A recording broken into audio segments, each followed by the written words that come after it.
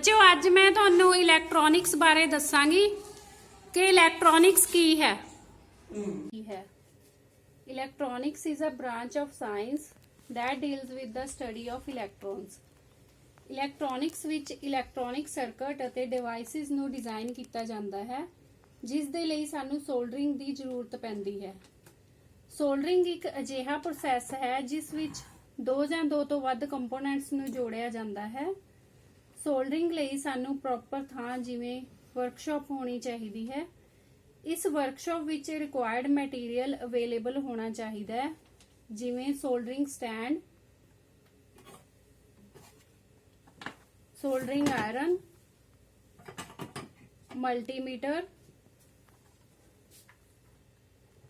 Plier, screw driver, wire stripper, tweezer, extension board, different components etcetera. आओ soldering iron नू जानिए यह की है। सोल्डरिंग आयरन एक हैंड टूल है जिस नू काविया भी कहते हैं। यह एसी करंट ऑल्टरनेटिंग करंट नाल चलता है। मेन लाइन नाल डायरैक्ट लगा के इस नू चला सकते हैं। सोल्डरिंग आयरन 10 वाट, 25 वाट, 35 वाट ते 65 वाट का मार्केट विच अवेलेबल हुंदा है। इस दी वाटेज सिलैक्शन कंपोनेंट्स के आधार ते कीती जांदी है। छोटे कंपोनेंट्स लई 10 वाट अते वड्डे कंपोनेंट्स लई 35 ते 65 वाट का सोल्डरिंग आयरन वरतिया जांदा है। सोल्डरिंग करन लई टूल्स तो इलावा सानू होर आइटम्स की भी जरूरत पैंदी है जिवें सोल्डर। सोल्डरिंग आयरन नाल सोल्डर नू पिघलाया जाता है। यह सोल्डर वधिया क्वालिटी का होना चाहिए तां जो सोल्डरिंग करते समय चंगी तरह पिघल जाए। फ्लक्स, इसनू सोल्डरिंग पेस्ट भी कहते हैं।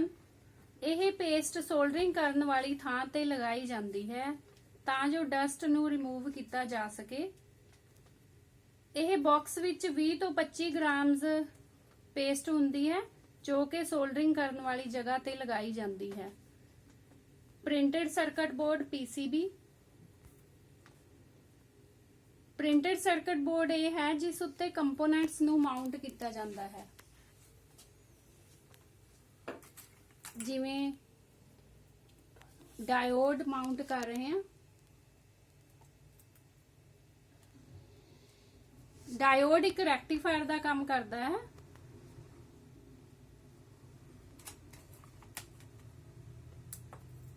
ते हुण आपां यह फुल वेव रैक्टिफायर बनावांगे सोल्डरिंग तां कि तुहानू सोल्डरिंग दा डैमो मिल सके कि सोल्डरिंग किस तरह करनी है।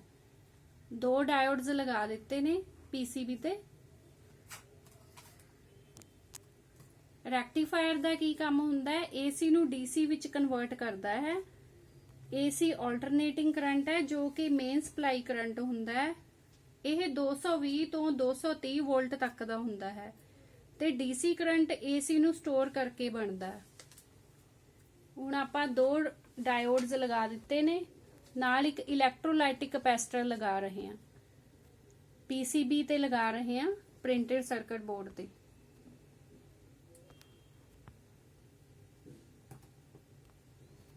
उस तो बाद इसकी सोल्डरिंग करांगे।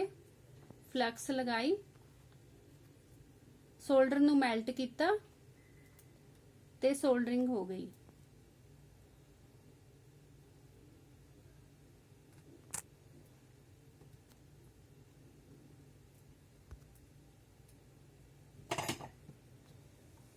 जो एक्स्ट्रा वायर्स ने उन्हां नू वायर स्ट्रिपर की हैल्प नाल कटिंग करांगे।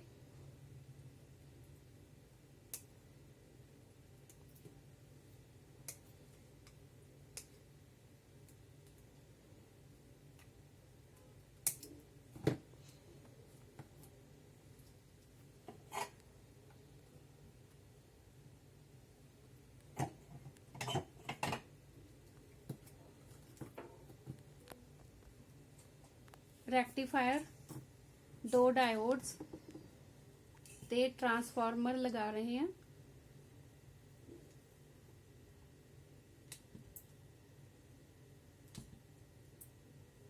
पहला इस दी वायर नू स्ट्रिप किया, उस तो बाद सोल्डरिंग करांगे फ्लक्स लगा के।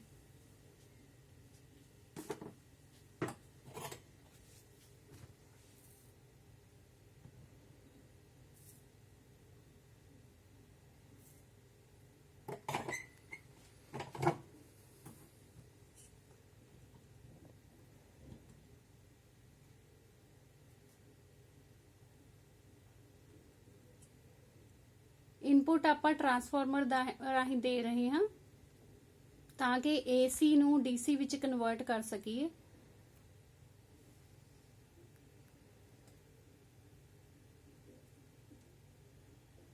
ट्रांसफार्मर ਲਗਾ ਕੇ ਹੁਣ ਇਸ ਦੀ ਸੋਲਡਰਿੰਗ ਕਰਾਂਗੇ।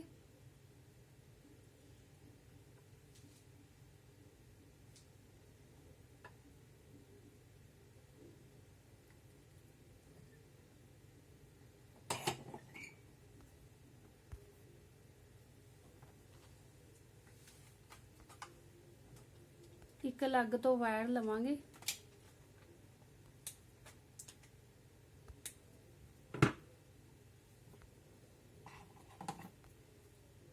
पेस्ट लगा के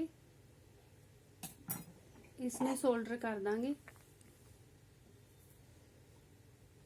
एक टर्मिनल इनपुट ते लगा दिता ते दूसरा कैपेसिटर ते।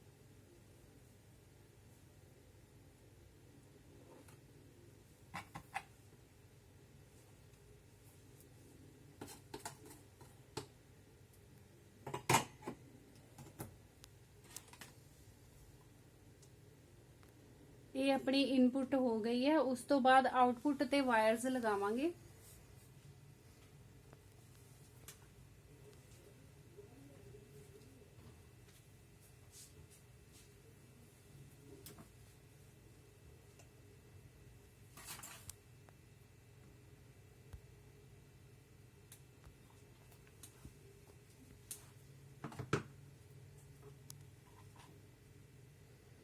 सेम उसी तरह सोल्डरिंग करनी है।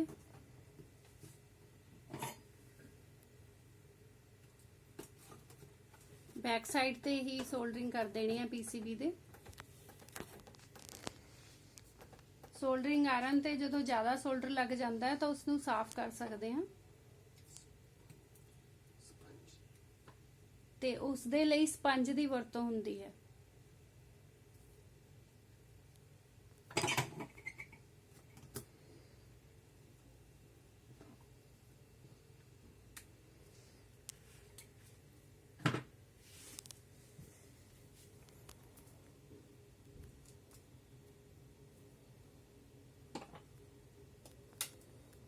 सप्लाई ਲਈ आउटपुट ते वायर लगावांगे।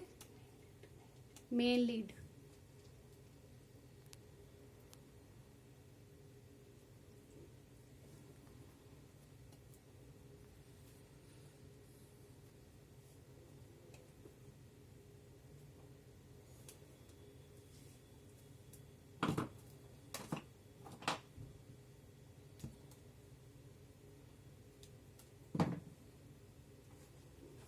ट्रांसफार्मर नाल इसनू ज्वाइन कर देना।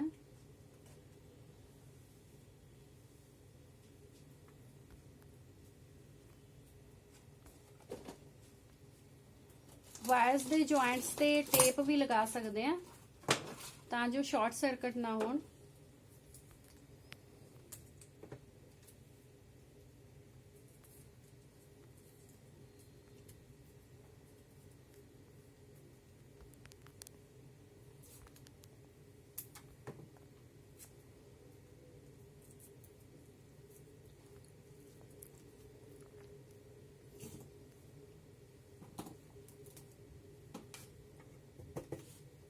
इसनू ऑन करांगे।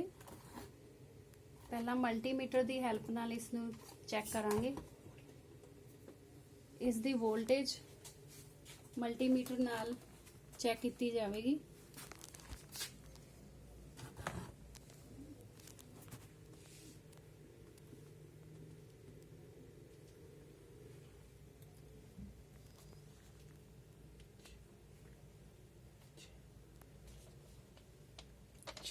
6 वोल्ट है इसकी वोल्टेज। नीडल घूम रही है, 6 वोल्ट आ गई है। इस तो बाद आप आउटपुट ते बल्ब लगावांगे ਤਾਂ जो पता चल सके कि रेक्टिफायर वर्क कर रहे है। ग्लो हो गया, दैट मीन्स इट्स वर्किंग। इस तरह से सोल्डरिंग करके एक रेक्टिफायर बनाया है। These are the precautions we should have during soldering. The soldering iron is hot.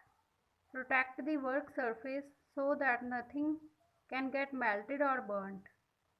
Use a stand or holder to hold the iron when not in use. Solder can sometimes splatter. Make sure you wear eye protection. Thanks.